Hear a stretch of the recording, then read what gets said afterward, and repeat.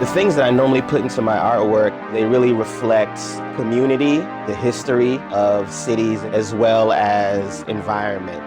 The things that I feel that people from the area, but also visitors, will resonate with and appreciate. My name is Olalekan Jayefis. I'm a Brooklyn-based artist and designer, trained as an architect. The geometry and shapes come in with me thinking about quilt blocks, particularly the tradition in Black American history of creating quilts as a kind of textile craft, but also a narrative craft. Quilt is used to tell stories about community, about people, about architecture, about environment.